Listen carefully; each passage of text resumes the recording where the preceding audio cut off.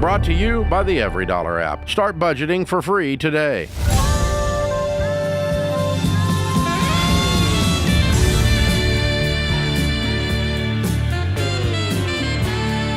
Live from the headquarters of Ramsey Solutions, it's The Ramsey Show, where we help people build wealth, do work that they love, and create actual amazing relationships. Jade Warshaw, Ramsey personality, #1 best-selling author, and is my co-host today. Open phones here at 888-825-5225. Merry Christmas, America. Allie is with us. Allie is in Phoenix. Hi, Allie. Welcome to The Ramsey Show. Hey, thanks so much for having me. Sure. What's up? Yeah, so I have a question around a large lump sum of money I just inherited. Okay. So I have 2 older sisters. They're twins, and they are quite a bit older than me. They're technically my half-sisters. And my dad came into their life when they were 2. And 16 years later, I was born. So they're about 18 years older than me. And great dad, he unfortunately passed away when I was 4 and they were in their early 20s. And I just found out this past Thanksgiving that through his company's old life insurance, there's $100,000 in an account that I am set to inherit solely. How old are you? When my mom, I'm 26. Okay, so this company, your dad left you as the beneficiary for a $100,000 life insurance policy, and why was it not dispersed to you then? It was in a custodial account, and well, at 21, it becomes yours. Yes, she did not want to tell me about it because she was afraid I would misuse it. Wow. Yeah. Okay. She doesn't really have that option legally, by the way. Okay, so you're now how old?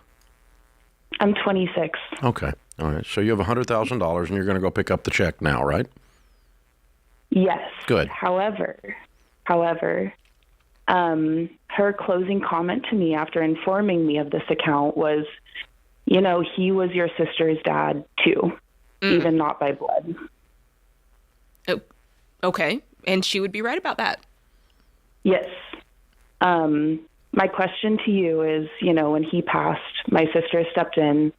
They financially helped take care of me and my mom. They were there every second. They moved back in with us.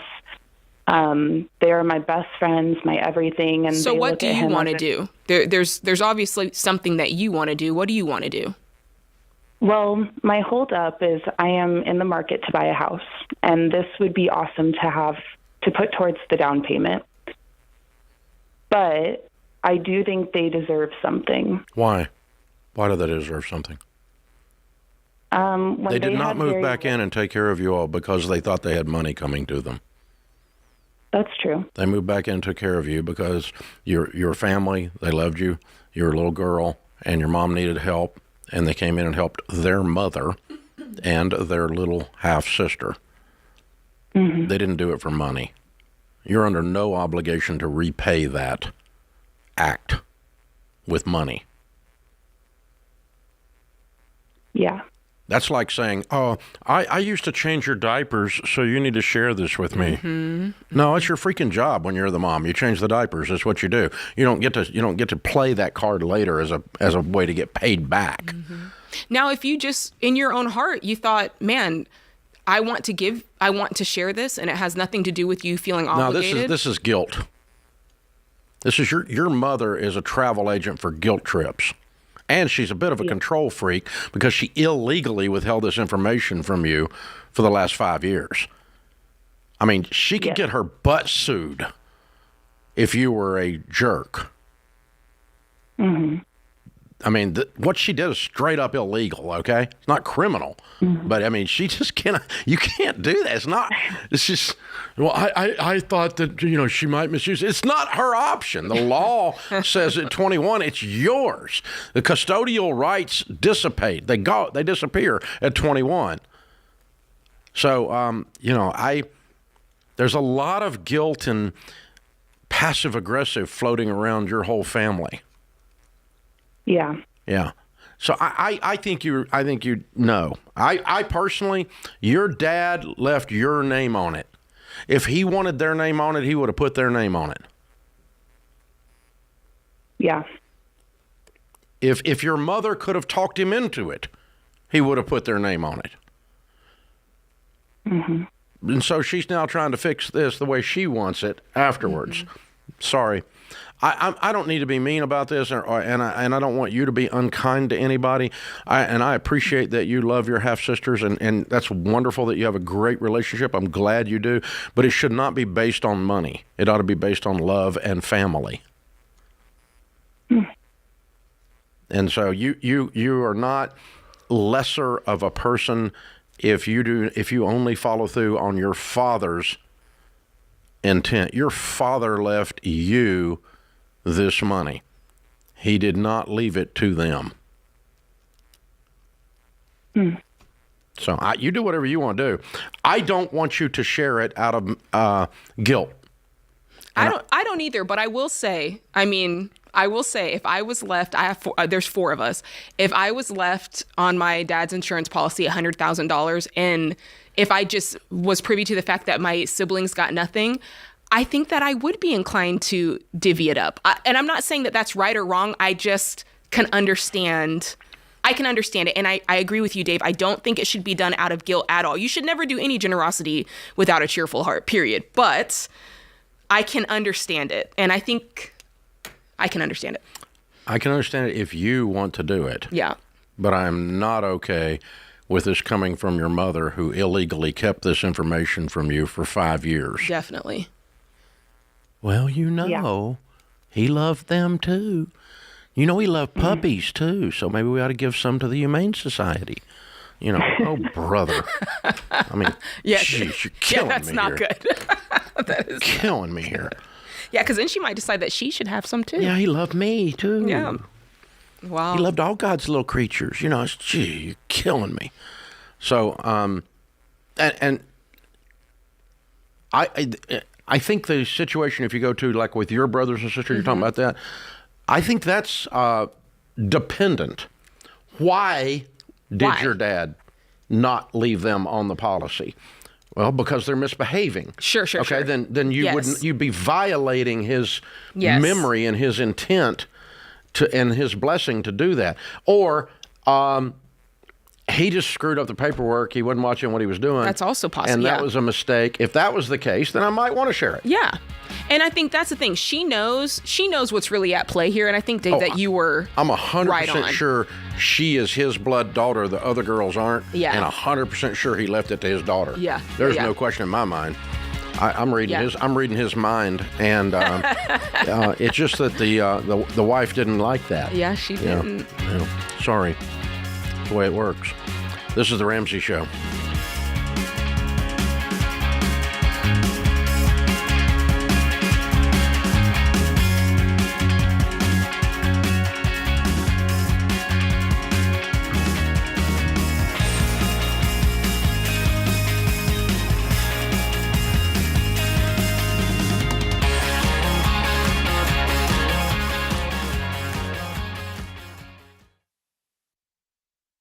Mortgage rates have dropped, so if you're thinking about buying a home in the next year, contact your local Churchill mortgage team right now. If you wait, more people will be in the market, competing for the same homes and potentially driving up prices. Churchill will help you do the math to be sure your budget is correct, making your home a blessing and helping you build lasting wealth. Learn more at churchillmortgage.com. churchillmortgage.com.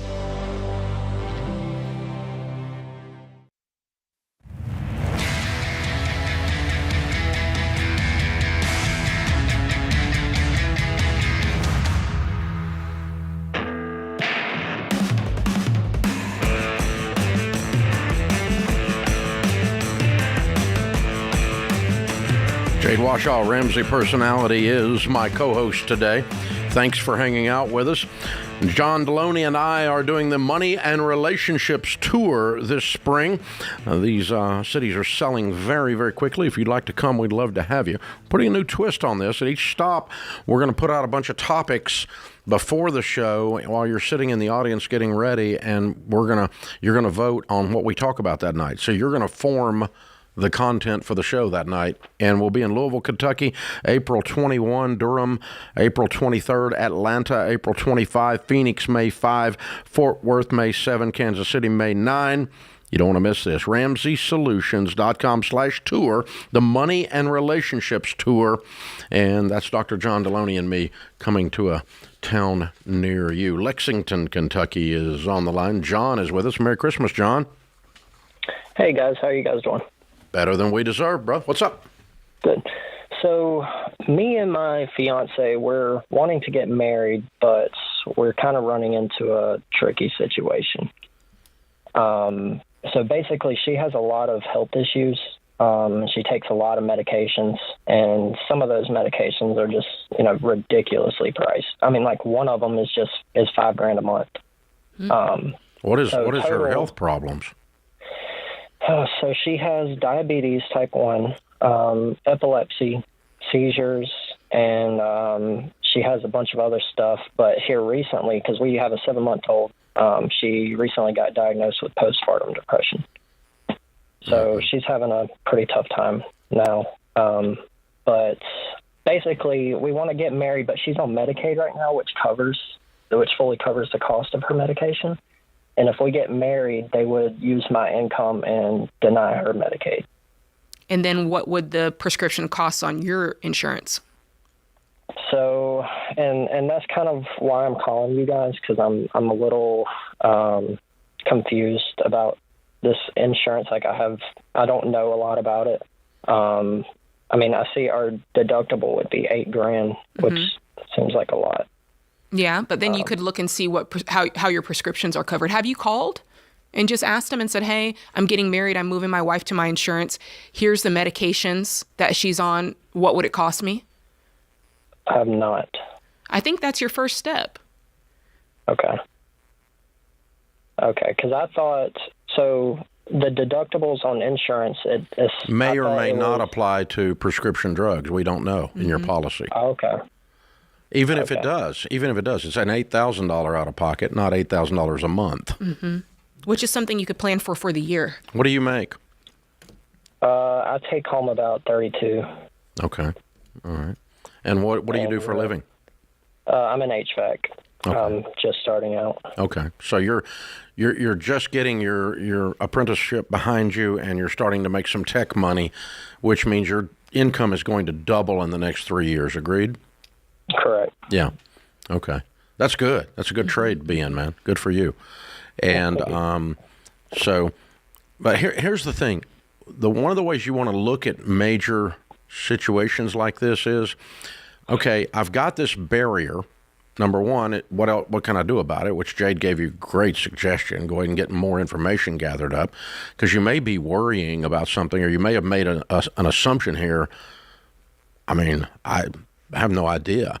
It may be that some of those particular drugs have a generic form that can be bought for $500 a month. I don't know. I mean, it wouldn't be that unusual to hear a story like that once you decide, hey, we've got to figure this out because we're getting married. Okay, and now then you pan back and say, all right, even if it's $7,000, we've got to figure out something else, because we don't want to be on Medicaid for the next 40 years and not married. Right. So you have to have a long-term perspective on this that says, okay, I've got to fix this because this doesn't play well long-term. This month, if it is $7,000 a month, and that's the only option, which is probably not, but if that's the only option, this month sucks. That's right. Okay? That's right. But you cannot let that be the only thing that says, I'm going to determine this, because we know we don't want to be on welfare for the next 40 years. Mm-hmm. That's not a good life plan. So we've got to find a way to get off of welfare and which is what Medicaid is, boys and girls. And so let's get off of that and let's find a way around that. So private insurance, generics, other solutions to the medical issues. Start talking to the docs and say, okay, Medicaid's off the table. So how are we gonna make sure she's okay? That's right. And even if you do call and find out that the prescriptions are covered with her health conditions, you're always going to want your deductible laying around, because you never know what's going to pop up that's going to send somebody to the ER, or they'll have to have a procedure done. So that's something that you really should weigh heavily. And we say it all the time, when people have 3 to 6 months of emergency funds, one of the things you weigh in is the health of you or your spouse. So something to think about. Yeah, it sounds like you got a high deductible HSA, probably. Yeah. And so that sets you up to have a good emergency fund. And you're probably budgeting to recoup that deductible once a year. That's right. And, because you're probably going to burn through it with, an ongoing struggle with epilepsy, an ongoing struggle with some of these other issues. So, cool. Hey, John, that's a good question. You're a good man. I'm glad you're looking at this through the right eyes and figuring out how to solve it. Appreciate you joining us. Alex is in Denver. Alex, welcome to the Ramsey Show. Merry Christmas.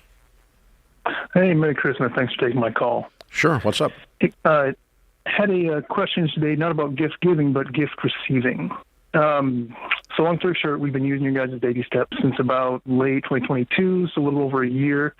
We're just finishing step 2. We're down to our last $8,000. We should be done by about May of this year, being all paid off. So good. We're excited.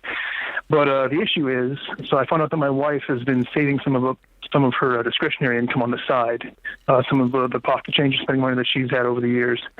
And she bought me what I would consider a pretty expensive Christmas gift. What? About $850. What? It's something that I've wanted for years. I'm a nerd. What I is like it? Legos and Star Wars. It's the Lego Millennium Falcon, the giant one. How long did she save up her fund money to do this? Probably 6 or 7 months. Okay. And so the thing is, I'm still in the trenches. My mind is at paying off of our debt. How come we're hers almost isn't? free and clear. How come hers I'm is? sorry, what? How come hers is not in the trenches? I don't know. I thought it was. Yeah. Was the fund money, I just have a question. Was the fund money that something that you guys decided was going to be on the budget? And Yep, it is. And you have a line item too? Yep. Okay. And you've been spending yours on what you consider fun? For the most part, usually mine goes towards day trips and vacations for us. Okay. And then she's... So little like, out in the local area, go eat at a nice restaurant every once in a while. Okay. And then she's, instead of spending hers on what she would consider fun, whether it be for her or both of you, she's stacked it up for this gift. Yes. And what you're thinking is, don't stack it up for the gift. If you're going to do anything, put it on the debt. And it's a tenth of our remaining debt. Why wouldn't we just, pay off that much more of it? Well, because you guys said you had fun money. No, I disagree. Well, I'm not saying that that's right, but I am saying that you guys created a budget. You both shook and agree on it. You spent your money on one way, and now now that you see her, she's stacked up hers. You're like, ooh, wait a minute. The truth is, Dave is right. You guys shouldn't have been doing fun money to begin with if you're paying off debt. Not at this level. And we're not going out to eat. Yeah. We're not going on vacation. We're totally intense and totally focused. And I don't know how in the crud you come up with $850 in a super gazelle intense budget. You should have been squeezing every dollar out. And anytime you have money left at the end of the month, you throw it at the debt. That's right. You don't stack it up in the corner. This is not a squirrel fund. So, you do whatever you want to do, but that is not following the baby steps. Neither of you. When you're in baby step 2, neither one of you are. When you're in baby step 2, you're throwing everything. You don't see the inside of a restaurant unless you're working there. We're not going on vacation. We're getting out of debt. And so you guys you've been focused, but you've not been intense. And so you do whatever y'all want to do in your plan. Our plan is all this money should have been going towards the debt, all of it, all along. You would have been done by now. Yeah, probably. This is the Ramsey Show.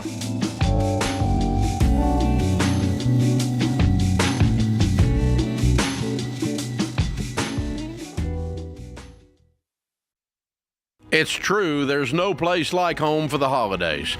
Spending time with family and friends is great, and it's even better when you've just spruced up your home with stylish window treatments from Blinds.com. Whether you're a do-it-yourselfer or you prefer to leave it up to the pros, you can count on Blinds.com to take care of you like Ramsey would. That's why we've recommended them for over a decade. You can do the measuring and installation yourself or let Blinds.com handle everything for you. Either way, Blinds.com offers a completely hassle-free experience. Trust them to deliver stylish window treatments from premium brands without the premium markup or the pushy salesperson in your home. There's no waiting around all day just to get a quote. A Blinds.com expert can help you make your selection on your schedule. So, if it's in the budget this holiday season, gift yourself by completing the project you've wanted to knock out all year. And get super savings right now at Blinds.com, up to 45% off site-wide, plus free professional measurement. That's for a limited time at Blinds.com. Rules and restrictions may apply.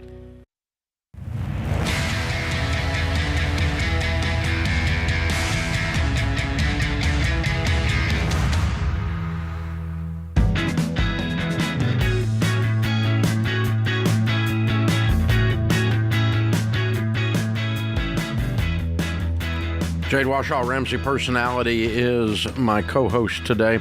Student loan debt is an epidemic, and defaulting on debt makes you feel even worse. But our question of the day, sponsor, Why Refi refinances defaulted private student loans. And they build a custom loan based on your ability to pay. You'll have a payment you can afford with a low fixed interest rate that you couldn't get anywhere else. Go to yrefi.com/Ramsey. That's the letter Y, REFY.com/Ramsey. Might not be in all states. All right. Today's question comes from Rick in Michigan. My wife and I have no debt, a fully funded emergency fund, a paid off house, and we have about $150,000 saved for a down payment on our next home. We follow the Ramsey plan and we are baby steps millionaires. Congrats. We are so close to having enough to pay for the next house in cash between savings and the proceeds from our current house. However, my wife wants to move sooner than later. She has suggested getting a mortgage again and keeping some of the down payment savings to use for monthly payments and other such ideas. I love my wife, but I know these aren't great financial decisions. I don't want to buy a house in a manner that's not financially responsible and then resent her for pressuring me into it. Am I being a jerk here? No, I think you're being a really smart guy. And I think you're holding up your end of what you guys said the deal is, because when you walk through the baby steps, you know, there's 7 of them. And part of that is you kind of draw this line in the sand and you go, okay, like, we're not people that borrow money anymore. Right. And in this case, it would be really frivolous and stupid for you guys to go into debt for a mortgage when you don't need to. That's just, I mean, truly, that's stupid. You don't need to do it. So I think that you're right. You have some conversations to have with your wife. Something is pulling her in another direction. I don't know if it's comparison. I don't know if it's something she saw some ladies at church doing. I don't know. Something is pulling her in a direction. Open houses.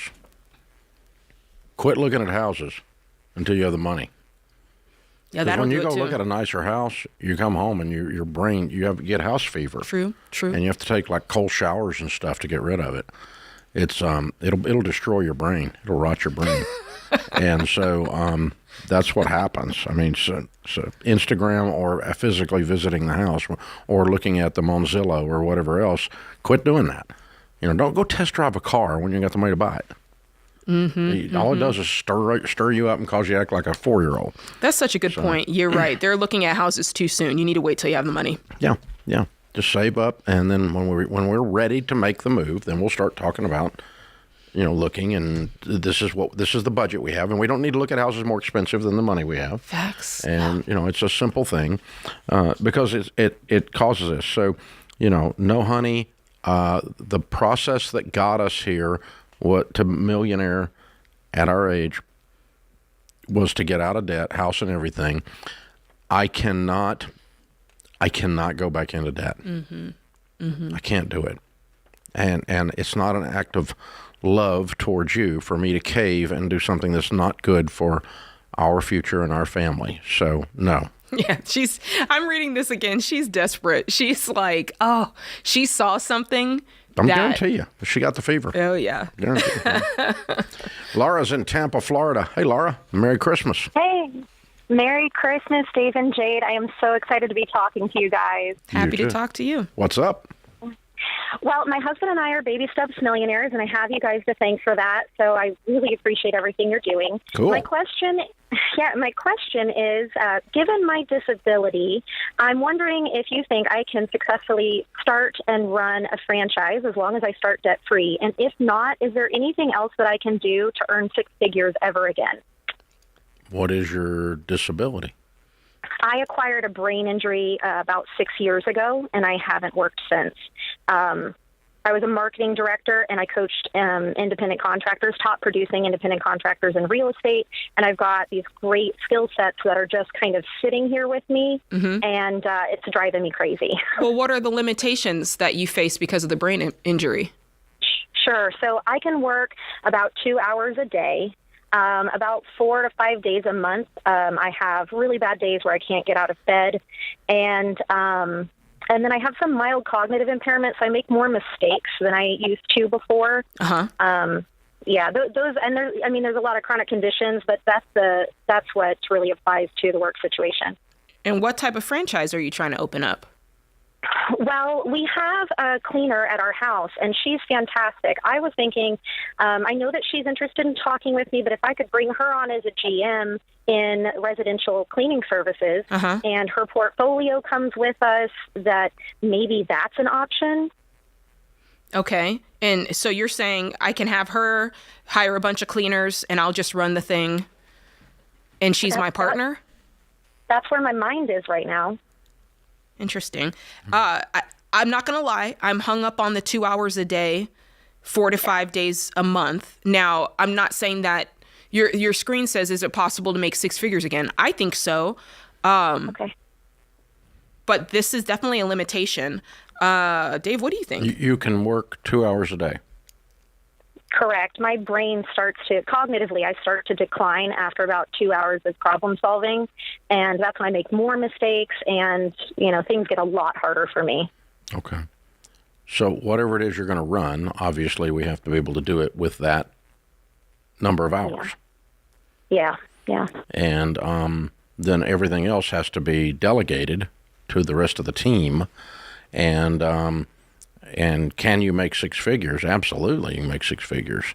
That was really, I don't know if it's in house cleaning or not. I don't know about that. Okay. But I think you've figured out what we've got to work with here now, and so what we have to do is we have to have something that makes that we can leverage those 2 hours into to lead others to run things on the other 6 hours a day out of 8 that the place is running and I'm not running it. What made you choose house cleaning? Is that something you're passionate about and know about, or is it just because you have someone who is a possible partner? Exactly. I know that daily operations is where I need someone to take over so that I can do more of the high-level stuff of scaling a business. So she's the only person I have in mind as a potential GM, and that's her expertise. But that's not my passion at all. Yeah, I would not build something that you didn't have passion about because it's going to be too hard. Whether you're facing brain injury or just doing a small business is hard. Right. Number one. Number two, I would not build something that is dependent upon a single individual. I want a concept that works, and then I'll look for the individual to plug into it. And if that individual doesn't work, I'll plug a different individual into it. But we don't do org charts in our organization charts in Ramsey based on the person that's here. We do the organization chart based on the proper way to run the business, and then the people that are here populate that chart. Mm-hmm. So every time I have built something built a job for someone, that's really messed me up, because then that person leaves and you're screwed. Right. I think I'm in a place of just pulling straws because I just want something. I appreciate the ambition, and you do have capacity to do something. So, but don't. There's no rush. You're millionaires. You're okay. Yeah. You're not. It's not like you need the money to pay the bills. You just need something to do, because you're a doer, and so that's a good thing. But let's take the steps and say, all right, what am I passionate about? What can I plug into? How can I build this out in such a way that we're backfilling for these deficits, but we're utilizing the gift that I do have, which is very powerful, 2 hours a day. Yeah. And some people don't work but 2 hours a day anyway. They just sit around the rest of the time. So. Yeah. So. Do you think franchise is still then a path? I don't think franchise answers your question. What answers your question is building a system of some kind. It could be a franchise, but what you're looking for is you just need a duplicatable system of some kind that you can delegate out and run. And hang on, I'm going to send you the assessment for Ken Coleman's Finding the Work You're Wired to Do, and send you the book as well. I think you'll enjoy that, and it may spur some ideas. This is The Ramsey Show.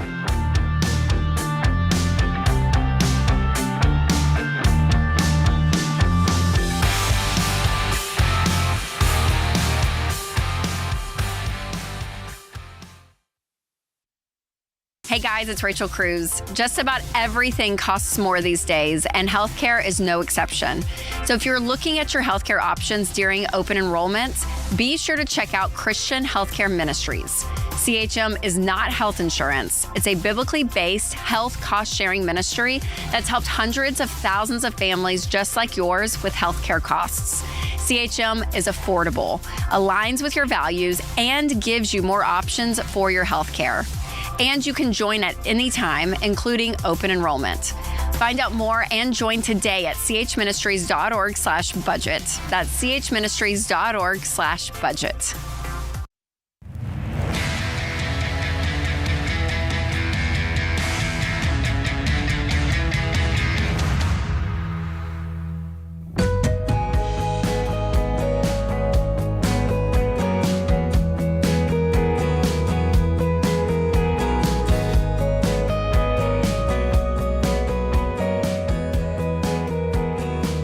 Jade Warshaw, Ramsey Personality, is my co-host. Open phones at 888-825-5225. Brian is in Atlanta. Hey, Brian, how are you? I'm all right. Thanks for having me. Sure. What's up? I recently found some of your videos scrolling Facebook and started listening to some of your stuff. I haven't done any of the things that you talk about, but I'm trying to get started. I recently bought a truck. It was a horrible decision that I didn't know better at the time. And I'm a prime example of just because you make more money doesn't mean you fix the problem if you don't know how to spend it. Because I doubled my income 3 years ago. And celebrated it with a truck payment. I did. And I've just steadily gone downhill. And I've been trying to sell it, but I owe a little bit more than it's worth because I took the hit of depreciation on a brand new truck. Man. Well, how much did you pay for that truck? Over $60,000 finance, no money down. Man, oh man. I was raised that credit was everything, and I've worked my butt off to have really good credit, and it's done nothing but hurt me. Well, I have an opportunity because the truck's a lemon, and Toyota Corporation is going to have to buy it back. However, the state I'm in has a 20 cents per mile deduction for depreciation. And that's going to mean I have to pay a little bit over $8,000 just for them to buy out my loan.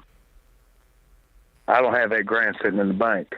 That would be a loan that I'd have to get just to get out of this loan. But you would be trading an $8,000 loan for a $60,000 loan. Yeah, I got like $46,000 left on it. Yes. Okay, sure. But I have the credit. I can go to the bank and sign the payment and get a signature loan for $8,000. It's just, is it the right move? And then they pay off the loan, or they take the truck? They pay off the loan and take the truck. So then you. So did you sell your truck for $46,000 then? Could I? No, I've had it for sale for $46,000 for a while. Oh, okay. All right. So it's not. What's it worth? It's last time I looked, it's about 40. Trading, I think, mid-30s. The value plummeted on these things because all the recalls. Mm-hmm. Got it. Mm-hmm. And it killed the value of these trucks. So you're getting a better deal selling it back to them. I think so. Yeah. It's just, I'm trying to. Yes, I would rather be debt. $8,000 in debt than $46,000 in debt. Mm-hmm. I mean, it's similar to what we would tell anybody if they were upside down in a car. We tell them to go to the bank, get a loan, clear the difference, and get something in cash. And this is very similar to that. So the only difference is your buyer happens to be Toyota, but yeah. Mm-hmm. Yeah. Yeah. Okay. And how quick is all this coming through? I have a bunch of documents I have to get together and send to them to get an offer to find out what they're actually willing to pay for the truck. Mm-hmm. But it'll probably be the first week or so of January. Oh, so they'll cut you a check pretty quick then? Yeah, they're going to cut it to the bank. That's what I mean. I got to pay the difference. Yeah, that's what I mean. Do you have? Yes, I would do that deal. Yeah, and you might have something. I don't know. Just talking to you, you might have something laying around that you could sell to get the money to clear the difference without taking out a loan. Just a thought. Yeah. And you have to get a little truck of some kind, a little $5,000 something to get around in. Oh no, that guy sounds like he's got a lot of little things with engines laying around that he could sell. Just kind of got that feeling, yeah. Adam's in Spokane. Hey, Adam, welcome to the Ramsey Show. Thank you very much. How can I help? So I have a question about interest-bearing loans. My understanding is that interest-bearing loans between brothers is prohibited. If I put my money in a savings account and I'm getting 4% interest back, am I just removing that responsibility from my loan because now the bank is then charging another believer interest using my money? You're not in charge of the bank, and the bank is not a brother. Well, what if the bank is being run by believers? It's not. A bank is an institution. It's not the employees. If an individual, we can have a discussion about an individual loaning an individual money, but institutions don't have souls. And I promise you, banks don't have souls. Sure, right. But then on the back end of that, if somebody goes to a bank, like if I were to go to a bank and borrow money for a mortgage, I'm using the money of other believers. Am I enabling them to charge interest? How do you know that? They didn't loan you the money, though. Right. The bank pooled a whole bunch of people's money, and so I don't know who the money belongs to. Exactly. So you can't make that judgment. It's not. Again, you can't make that judgment. Right. It just seems like that's a way to sort of obfuscate what's happening so that removes responsibility from anybody. No, that's not the intent. The intent is that's not the intent of the Scripture to start with. But and banks didn't all get together and go, there is this line in Deuteronomy, and to get around that, we're going to create this whole system. No, they didn't do that. I promise. They didn't think a thing about Deuteronomy, not once.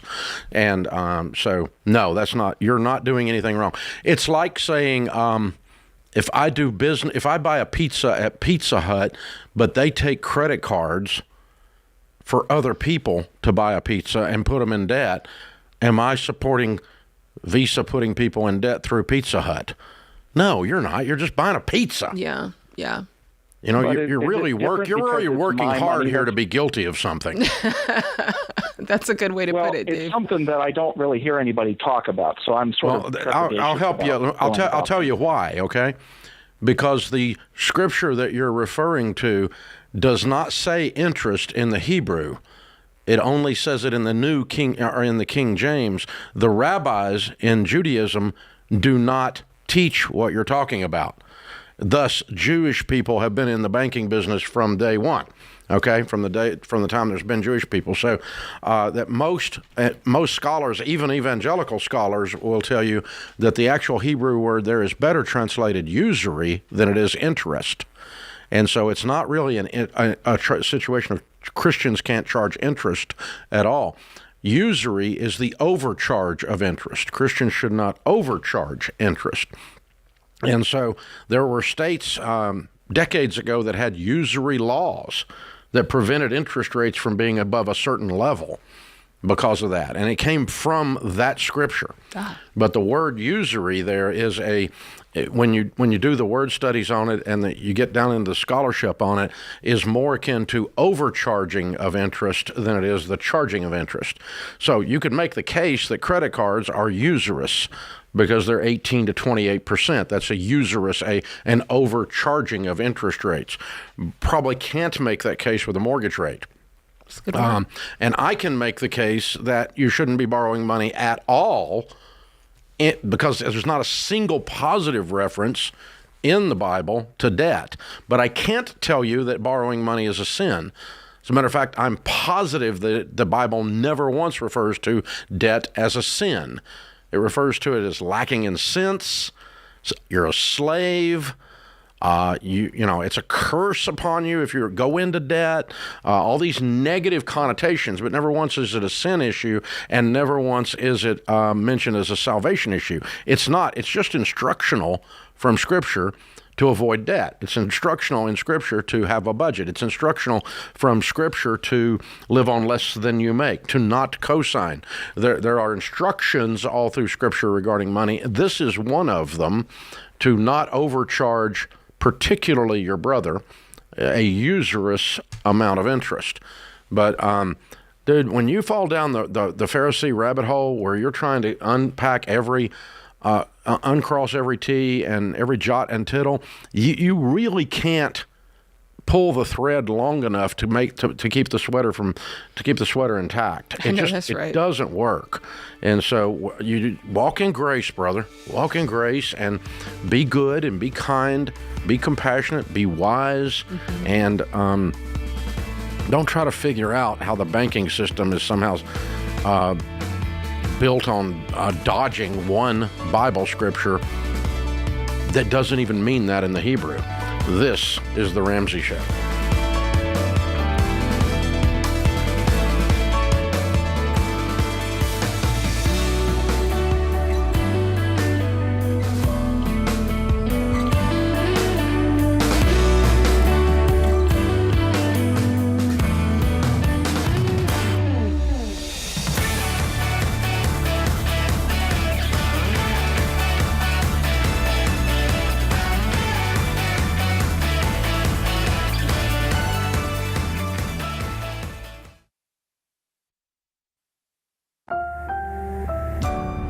Brought to you by the Every Dollar app. Start budgeting for free today.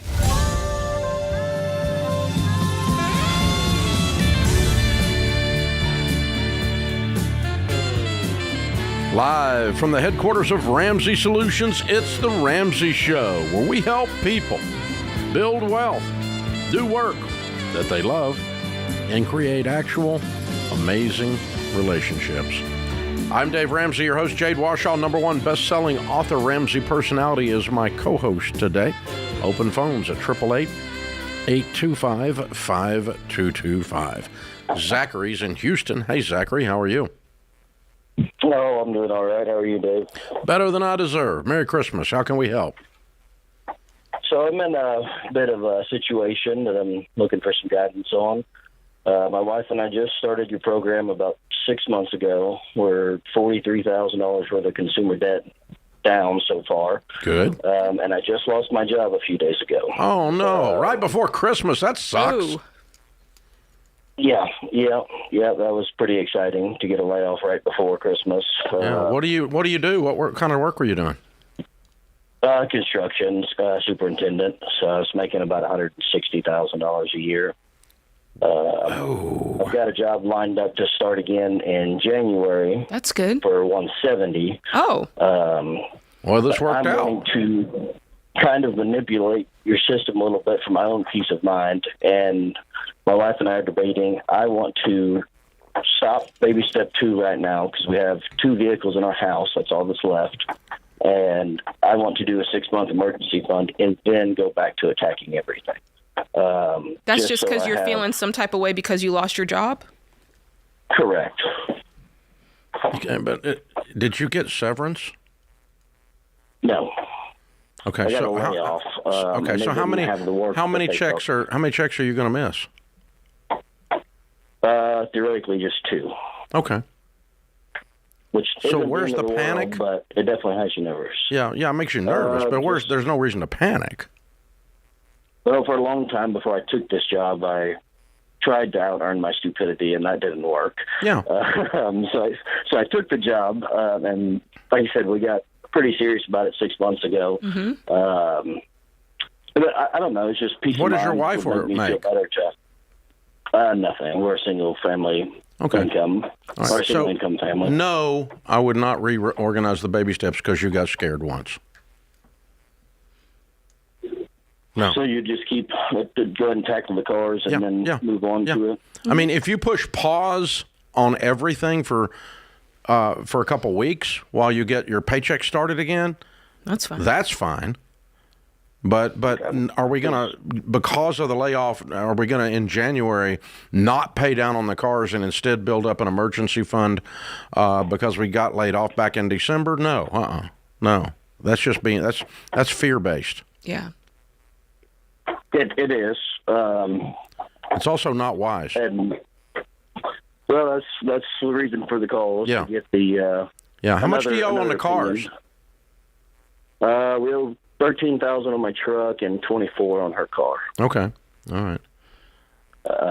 So we're not bad. Sometimes when where we were. Sometimes when I flip this around a little bit, it wakes my spirit up.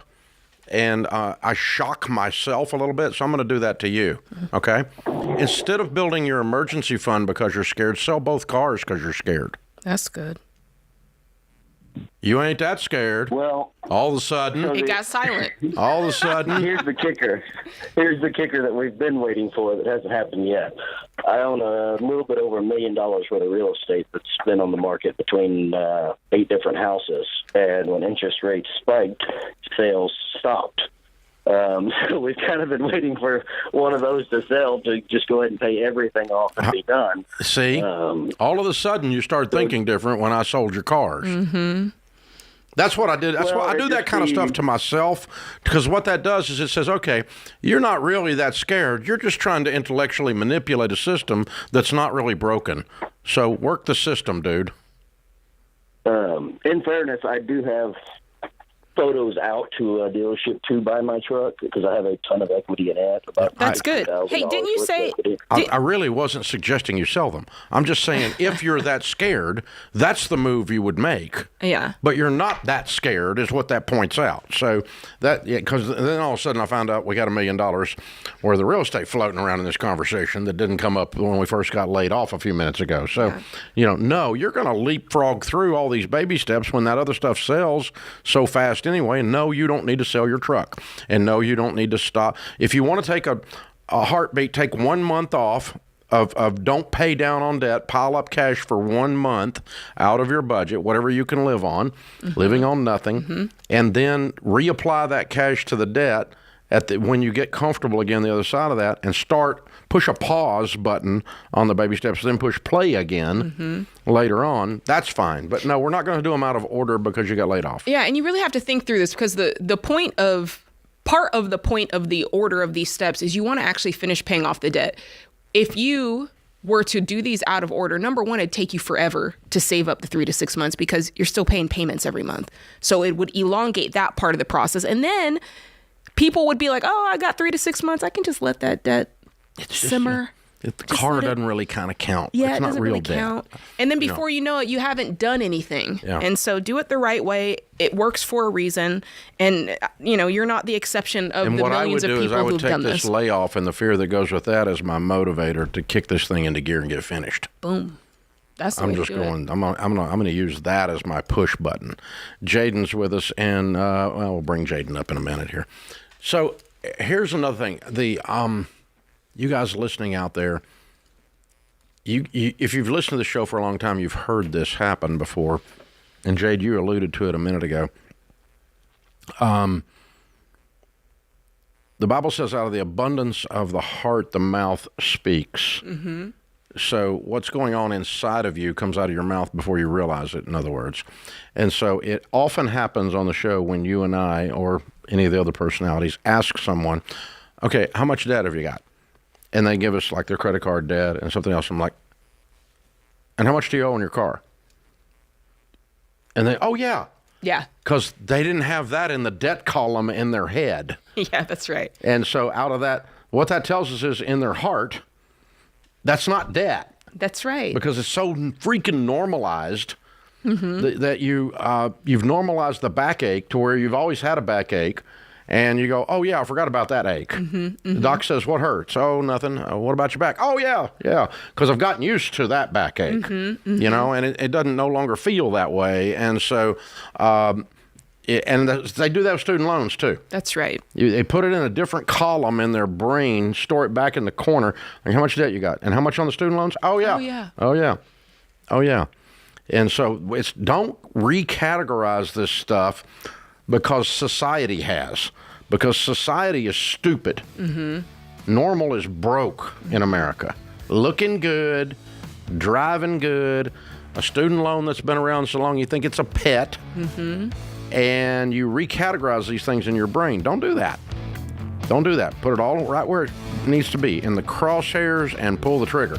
Knock it out. Knock it out, baby. This is The Ramsey Show.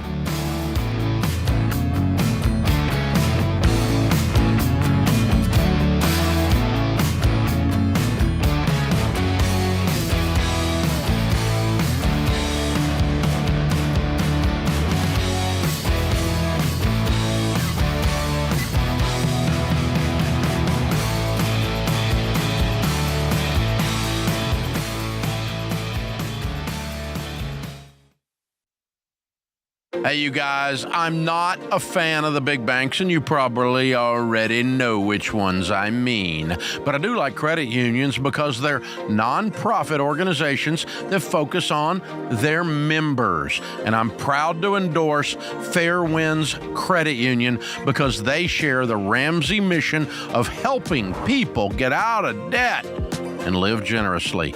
In fact, they design products to help keep you from going into debt in the first place.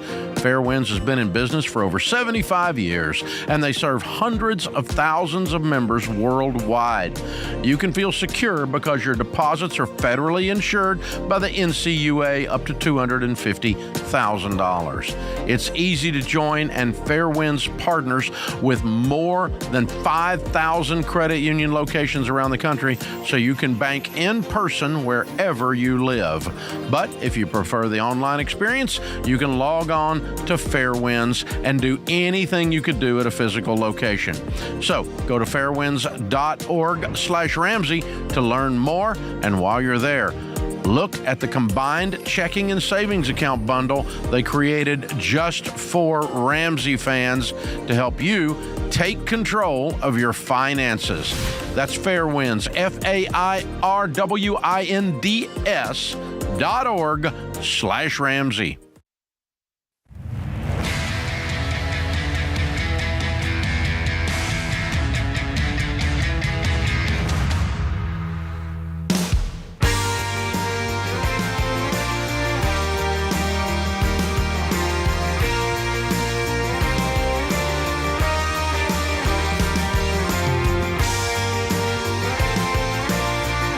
Jade Warshaw, Ramsey personality, is my co-host today. Open phones at 888-825-5225. Jaden is in Casper, Wyoming. Hi, Jaden. Welcome to the Ramsey Show. Thank you for taking my call, fellas. Sure. Merry Christmas. What's up? My wife's been pestering me for quite some time now to take her on a vacation. I'm not sure right now is the time to do it. We're both pretty young. I'm 25. She's 21. We got a little one on the way here before too long, and we're getting ready to purchase a property we intend to build on. Okay. Do you guys have debt? No debt. We've been very fortunate in that way. Community college educated. Okay. What's your household income? I bring about $50,000 home after taxes, and she brings about $20,000. And that's part of the issue, is that next year her income will be going away. She's a preschool teacher now, but with the little one, she's going to stay home. Do you have an emergency fund saved? We do. The thing that concerns me is that after the down payment on the property, that's what we'll be left with, is with our emergency fund. And so to take that vacation, we'd be kind of having to dig into that a little bit. Well, a vacation's not an emergency, so I would not dig into the emergency fund to take to take a vacation ever. What does she want to spend? She wants to go somewhere warm, Wyoming. This time of year, you want to kind of leave it a little bit. About 2,000. 2,000? Okay. So have you run out the numbers on what? Here's the thing. I'm not saying no, and I'm not saying when, but you can decide when. You can look at this and go, okay, my wife wants to take a vacation. We've never taken a vacation. We're debt free. We have an emergency fund. We're also trying to move in this house. What can that look like, and when is the time to take it? Because if you just tell her no and you kind of just swat it away like a gnat, she's going to get irritated. Well, no, that's not your position anyway. It's your position she's not a child. Okay? The two of you ought to sit down as two adults and go, okay, yeah, vacation is a good thing. Emergency fund's a good thing. Having a baby's a good thing. Buying this piece of ground's a good thing. None of these are bad things. Now, where do they fit in our lives with our goals as grown-ups? You can't just be a kid on the cereal aisle throwing a fit. You have to be like an adult, both of you. And so I don't want you being her daddy and have to talk her off the ledge. I want her to grow up and look at it and say, as a grown woman who has a child, what is responsible for me? I want to take a vacation. I'd love to take a vacation. But as a grown woman looking at this, I can't afford to do it right this second because I'm not going to be working next year after the baby comes. Or as a grown woman looking at this, I've got a child on the way. I really want to do this. We do have $86,000 in the emergency fund. We probably can go ahead and take a vacation because you've overfunded the emergency fund, Bubba. I don't know what's in this emergency fund. Right. I mean, she needs to participate in this decision as a grown-up. Not as someone who has a parent that they're married to. That's right. And if she's laid out how you guys can do this, then... And it's wise. Then you've also got to be open to going... You got to be a grown-up, though. It can't be, I want it, I deserve it. Bull crap. That's what 14-year-olds do. That's not what grown women do and grown men do. No. So, no, you have to be emotionally mature and say what is good for our family. And if in the midst of that we can do this reasonably and we don't leave our family vulnerable with no emergency fund because we went on vacation, that would be stupid. Yeah, that's not good. Or leave our family vulnerable since you're going to be quitting work and staying home with the child and you can't make your bills because you went on vacation last winter because it's cold in Wyoming, which is not a shock to anyone in Wyoming for sure.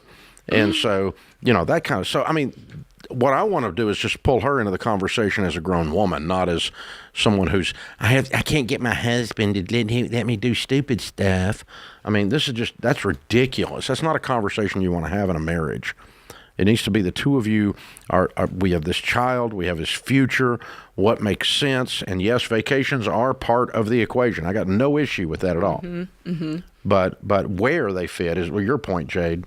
Absolutely. Where? Where and when. Yeah, they don't strike me as people who are not smart with their money. They've paid off their debt. They've got an emergency fund.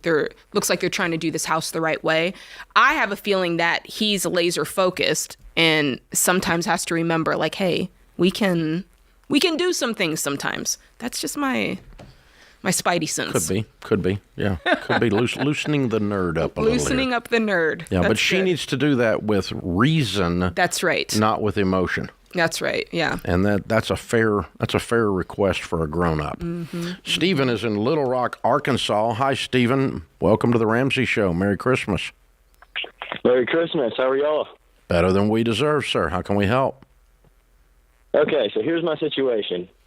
I'm 20 years old. I'm engaged, and I'm planning on getting married in June. And that being said, we're looking to get an apartment together in June. because that's what you do. You move in together once you get married. Facts. I'm completely debt-free. She has a little bit of student loan debt, but that's kind of beside the point. The question for me is my grandma opened up a credit card for me to use strictly as a gas card. And that's my only credit card. And she always pays it on time. But that being said, I have she credit. Pays it. Wait a minute. You're 20 years old. Why does your grandmother pay your card? That was her way of saying that she wants to support me through college. That was her gift to me. Okay. And so I can totally afford my own gas, but that's just good. A gift she wanted to give to me.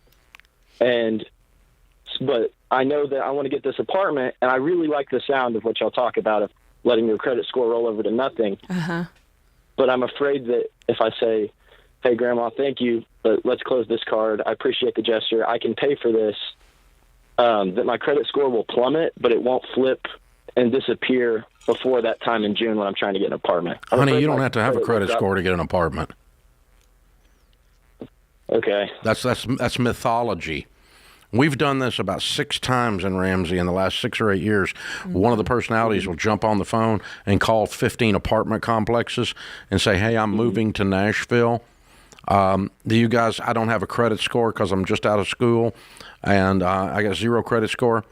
Do you guys rent to people without a credit score? 9 out of 10 say they do. Some of them, a couple of them, want an extra deposit. But most of them are just, no, it's no big deal. Come on over.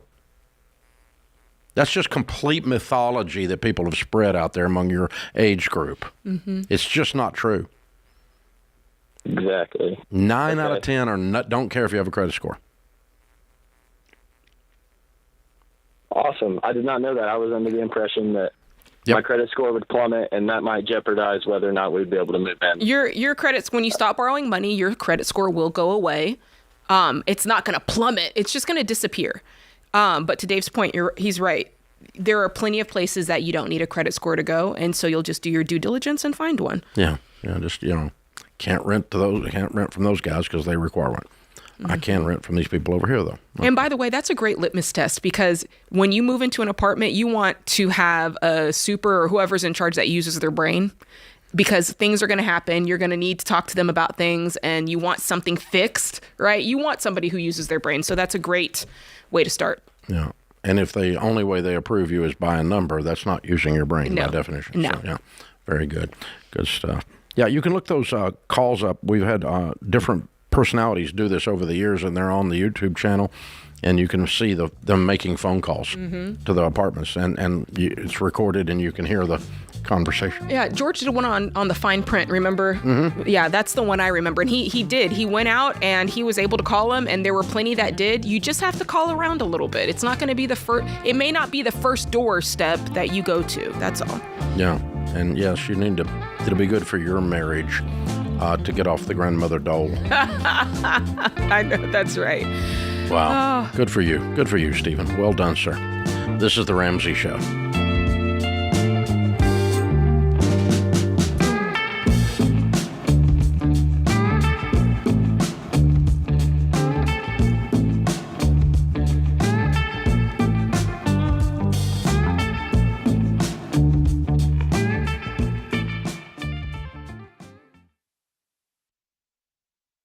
Statistics show that half of Americans don't have enough life insurance, or they don't have any at all. I don't understand this, John. Why don't people want to take care of their family? They think they're going to die or something? Well, I used to be one of those guys. I didn't even think about it. And one of my buddies said, hey, the only reason to not have life insurance is if you hate your wife and kids. And I immediately went and got term life insurance. That's a gut punch. And, you're telling me, and for decades, Dave, I've sat across people who've lost a spouse. They've lost somebody important to them. Me too. They don't know what to do next. Me too. I mean, you're going to have a crisis here. And, you got 2 options while you're sitting and talking to a young widow. She's concerned about how she's going to invest all this money properly and not mess this up, or she's concerned how she's going to eat tomorrow. That's exactly These are the right. 2 options. And take care of your dadgum family, man. Term life insurance can replace income, pay off debts, cover funeral expenses, so your family can actually have the opportunity to just be sad. Yeah. To just miss you. That's exactly what it's supposed to be. It's saying I love you to your family. Term life insurance. Jeff Zander and the team at Zander Insurance makes it easy and affordable. I've used them personally for 25 years. They're the only people I trust. Go to Zander.com or call 800-356-4282.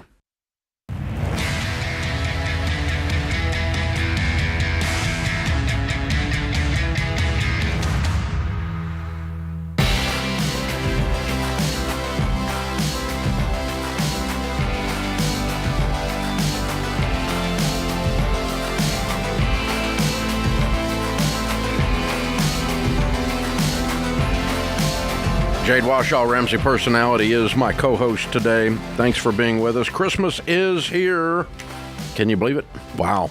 Hey, last-minute shoppers out there, it's game time. Don't miss a last chance to grab a life-changing book or set of tools this Christmas to help people really. I mean, you can either give them a great book that changes their life or an ugly tie. You get a choice, you know. Total Money Makeover is 30% off. Building a Non-Anxious Life is 30% off. Breaking Free from Broke is on sale. Georgia's First #1. Questions for Human Decks are just $12. All kinds of goodies. And in most places, we can still get it to you, but you need to go there today. RamseySolutions.com/store. Chris is in Seattle. Hi, Chris. Welcome to the Ramsey Show.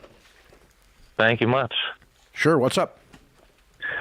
Well, I'm calling in to understand kind of what my focus should be. I've got a 3-year-old kid at home. I've got a wife who's been battling cancer for the last 10 years roughly, but it's taken a tough right-hand turn in the last few months and gotten different prognoses ranging from, a couple years to maybe 5 at most. So trying to figure out what should my focus financially be on, whether making the here and now as enjoyable as we can versus trying to make sure we're still saving for the future of my son and I.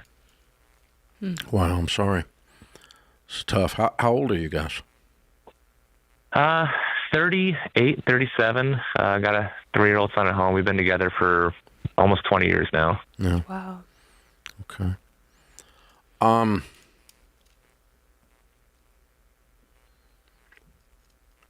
Well, the turn of events, the prognosis change, would change my strategy, I think. Mm-hmm. Okay, because you're saying they've put her on a clock and it's a shorter one. Yeah. We had some new re-diagnoses, kind of progression of disease. Okay. All right. Well, what we teach folks to do, and is you're not working the baby steps. You're fighting cancer. So what I would do if I were in your shoes, what do you make? Together, we're just over $250. Okay. So I'm making about $130 or so myself. Mm-hmm. I would just pile cash as high as I can pile it. Okay. And do nothing else. I mean, I would do that with the same intensity that I would have getting out of debt or something if you were in a more normal situation. And so, and when we're piling the cash as high as we can pile it, I've got three things I want to accomplish with that pile of cash. One is obviously any kind of care or trials or anything that you need to write checks for, you write them, right? Mm-hmm. And so we'll take care of her. In other words, that's the first goal of the pile of cash. The second goal would be to do some things to make memories, and the trip you want to do or the thing you need to purchase to make things more comfortable around there right now. The thing you've got to be careful with on that one is that you don't go out of control with that. Because in the name of that, people do some really stupid things. Like I don't want to hear later that you spent $200,000 on some trip. That's not what I'm talking about. Okay, but I am talking about there's some things that if everybody was healthy and we were leaning in, getting out of debt, we wouldn't be doing this thing. But we're going to do it in this case instead, whatever this thing is. But reasonable dollar amounts and not getting sucked into in the name of we have a short clock, we can get away with anything because you can't, because you got to live with it later, right? Yeah. So anyway, do some things like that are good and strategic, wise things. Do anything for her to take care of her. Fight cancer. Do some things for the family. And then the third thing is you're piling up cash for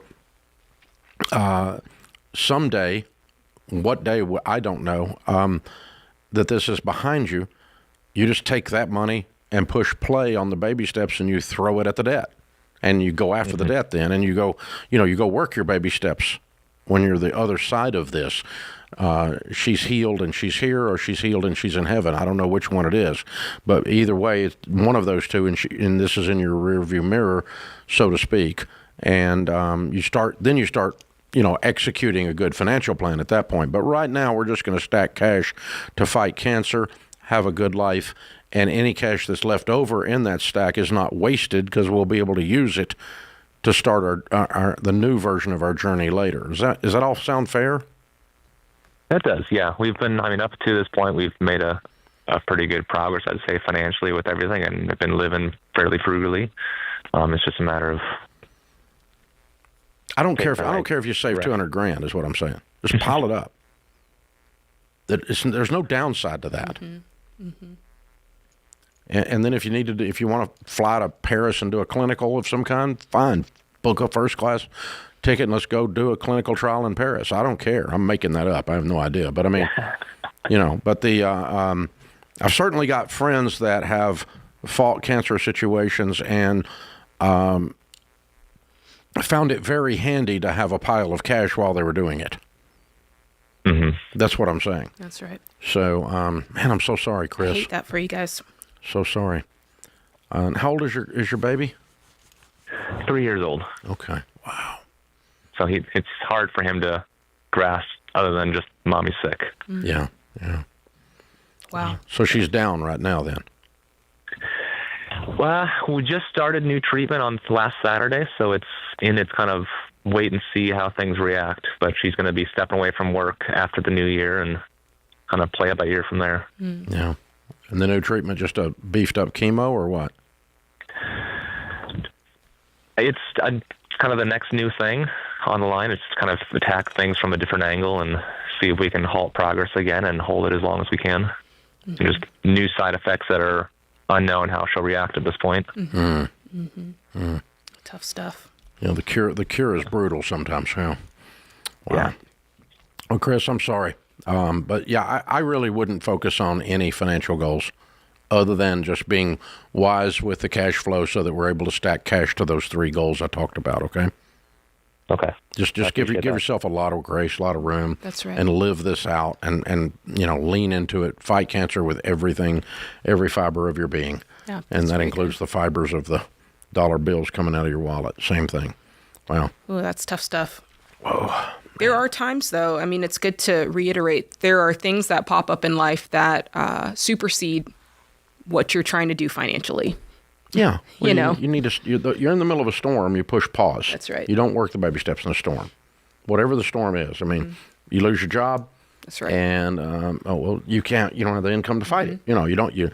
Somebody's ill like this, you don't have, you've got to stop and focus on that. There's a tragedy of some kind or another, you have to stop for a minute. You do. And get your bearings, get your feet back on the ground, and then decide from there what the next steps are and where you go. Mm-hmm. But that's not a baby step. It's a just push pause and walk away. Yep. And use the resources that you have coming in, your income, to to navigate the storm. Mm-hmm. To be ready and to push your way all the way through it. So, yeah, that's a big deal. Chris, I'm so sorry. That's tough, very tough. We'll be praying for you, brother. And for her, obviously. Very, very cool. Open phones here at 888-825-5225. I co-signed with a girlfriend of 6 years on a car. Uh-oh. Now we've been broken up for 2 years. Oh. Uh-oh. And she's been late on multiple payments. Oh. Uh-oh. She is not eligible for refinancing because of her credit. Uh-oh. Hoo-wee. We're going to coffee. Baby doll, you selling your car. Mm-hmm. You don't, I'm going to sue you because you're destroying my credit. Basically. Yeah, see, you made a mistake. You signed with your ex-boyfriend on your car, and now you can't pay the car, so now you're selling it. People, do not buy crap with people you are not married to. Hello. I know that's right. Wow. This is The Ramsey Show.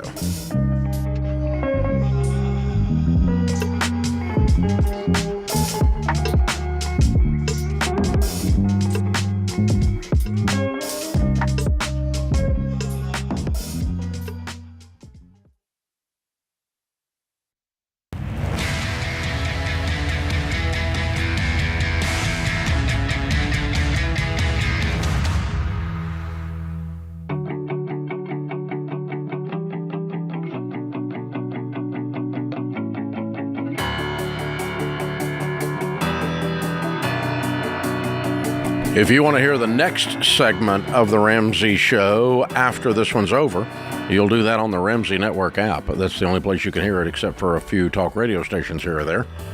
So in the Ramsey Network app, you can download for free, and it not only gives you lots of access to portions of this show and other shows that don't necessarily make the air, so you get a kind of a behind-the-scenes look. You can search the show for certain topics and find callers calling in about certain topics. That's pretty cool. And you can also send us an email. Question. All right. Today's Ramsey Network app question is from Davey. He says, I'm wondering why baby step 1 isn't start your first budget and giving every dollar a name. Then baby step 2 would be save your $1,000 emergency fund and so on. Since you always emphasize budgeting first, why isn't that number 1? I don't know why this is making me laugh. Budgeting is budget. You're right. Budgeting is the foundation of everything we teach. Matter of fact, some folks in here that I work with, we call it like baby step 0, or just kind of like, there is that thought to it. It is the foundation. But I mean, listen, the reason it's not like that is because it's not like that. No, the reason it's not like that is it's not a financial milestone. It's a tool and a practice that hits a financial milestone. All the baby steps are financial milestones. So it's not a financial measure. It's the same reason insurance, buy health insurance is not a baby step. It's not a financial milestone. It's something you need to do. Buy life insurance is not a baby step. It's something you need to do. Do a will. You do it the minute you find out about it. Doing a will is not a baby step. It's a tool. It's an item. Mm-hmm. It's a practice. It's a habit. It's a thing you need to do that causes you to hit the financial milestones. That's good. That's why it's not a baby step. And so all of those other things fall in the same category as the budget does. There are things you need to be doing. Living on less than you make is something you need to do. But it's not a baby step because it's not a financial milestone. $1,000 is a financial milestone. Getting all your debts paid off except your home. Baby step 2 is paying them off smallest to largest in that order, using the debt snowball, is a financial milestone. Mm-hmm. Finishing your emergency funds, a financial milestone. 15% of your household income, measurable amount of money going into retirement, is a financial milestone. Addressing kids' college needs in baby step 5 is a financial milestone. 6, paying off your house is a financial milestone. All of these are money things that we're measuring as we make progress on money. Mm-hmm. They're not the thing. Get a job. Take extra jobs are not a financial milestone, but they're things you need to do to create an income would be necessary. That's right. In order to do these things. So increase your income. These are all tactical things you do to hit the milestones. That's why it's not. And I think the question was semi-serious. So you're not going to rewrite the baby steps? You're not going to re-release them? Not today. On Davey's plan? not. We're going to stay with Dave, not Davey. There you go. That's what we're going to do. All right. Emmanuel is with us in Dallas, Texas. Hi, Emmanuel. What's up? Merry Christmas. Merry Christmas. Merry Christmas. So the numbers, just to get through it quickly or efficiently, the numbers are $94,000 in debt. $56K is from a car. The CarMax value would be $40 to $43K, and I'm paying $1,200 per month for that. Ooh, why? Yeah. So yeah, right. Exactly. So my story is kind of like a 5-year timeline. Straight out of college, I moved to California so I can, continue my college relationship after working at home. The job I had was like miserable, and there just wasn't any growth in it. So I decided to just take the jump. I followed love, and things were working out. I ended up becoming a mortgage loan officer, and so I made great money at a young age, making like over $10K a month. But that didn't last for a long time. The industry died because the rates crashed. After that, I got into recruiting. Same thing. I made amazing money. I was making $50 an hour, and I was sugar daddy. Everything was fine. But then the economy, it crashed. Mass layoffs again.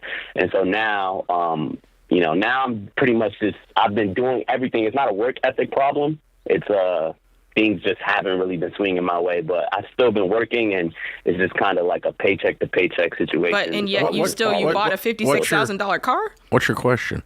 That is a result of like me having to deal with like family dynamics and family issues. So through all of that. Wait a minute. I'm sorry. There are no family dynamics that require a $56,000 car. That's absolute bullcrap. Okay. So you had to impress somebody in the family? I mean, what kind of ridiculous family dynamic causes you to buy a $60,000 car you can't afford? Right, exactly. So if I could explain, I'm dealing with like a super difficult mother-in-law. And are you married? Are you married? No, we're engaged. Okay. Got it. And she told you to buy the $56,000 car. No. That was as a result of, that was just like, I keep having to put my foot down with the mother-in-law because things just, it's kind of the situation like she does like things that are just like not acceptable. Okay. And she's Wait a minute. I'm so sorry. What the crap does this have to do with you owning a car? What's the car? I'm calling for like clarity, so. I know. But what does a mother-in-law have to do with you buying a car? I don't understand. It was a crazy. So all of this is happening while we are 2 under 2. I have a daughter that's 2 years old, and my son is 2 months. Okay, old. So I got laid off. You got laid off. You got two young kids. $50 an hour. And was it your wife that wanted you to get the car, and you felt pressure from? He's not married. Or your fiance? I got the car because I told her I don't ever want to have to like rely on my mother-in-law because I've been living with them because my family lives in Maryland. But not relying on your mother-in-law does not require a $56,000 car, honey. Yeah, we got to reframe it. We got to reframe what's in your mind, because I think in your mind you thought somehow that was going to give you some sort of freedom. I don't know how, but maybe you were borrowing her vehicle. I don't know, but the truth is, you could get a $5,600 car. Yes, you got to sell that car immediately. And have the freedom. Don't sell it to CarMax because they're not going to give you the best value. You need to do it private sale. So look it up. My guess is that you'll get pretty close to the 56 that you owe on it. You have to get out of this immediately. And it sounds like there's not the right boundaries between your fiance's mother and you. And so you and your fiance are going to have to deal with that. You've got 2 under 2. So I heard you say that I think you were laid off or between jobs. So you've got to get a job very quickly. So your homework list is I sell the car private sale. I get a job. I draw boundaries with the people who are not my parents, and even boundaries with this. She's not even your in-law yet because you're not married, so you need to get married. So that's on your list. Number 4 is get married this weekend. Yeah. You got a bunch of this crap out of order. So, and then you can just look at mother-in-law and go, you don't have a vote on my car. You don't get a vote for my car. Immediately, yes. Yeah. Yeah. And no one has a vote on your car. Your wife, and she's not even your wife yet. So let's make her your wife, and then the two of you decide on cars. But a $5,600 car will allow you to not borrow other people's car. And you need to, and this is for anybody listening who feels discombobulated, like my guy who was just on the phone.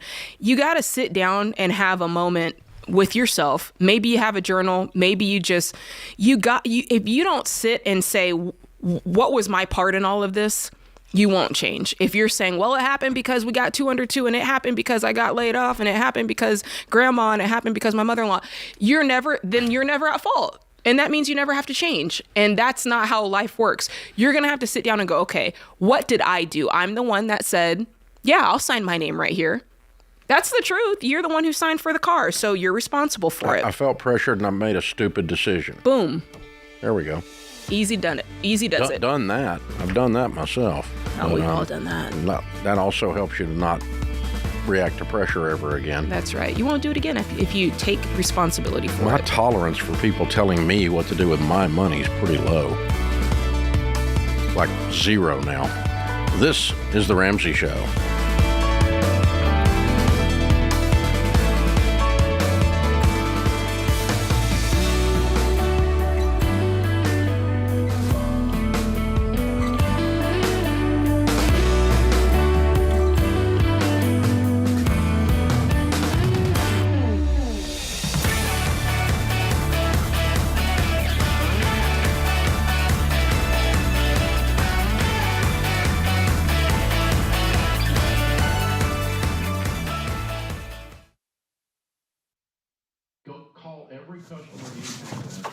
Hey, what are you still doing here? You know the rest of the show's happening on the Ramsey Network app, right? So you got to jump over there to continue watching. You can download it for free. Just go to your app store, type in Ramsey Network. It's completely free, and I'll drop a link in the show notes to make it easy for you. So if you're watching on the app, you're in luck. But if you're watching anywhere else, this show is over for you. So jump onto the app and let the fun continue. All right. Go on now. Don't make it weird. Okay, I got nowhere to go, so you need to go. Okay, bye-bye now. All right, it's getting weird over there, guys. What do we do?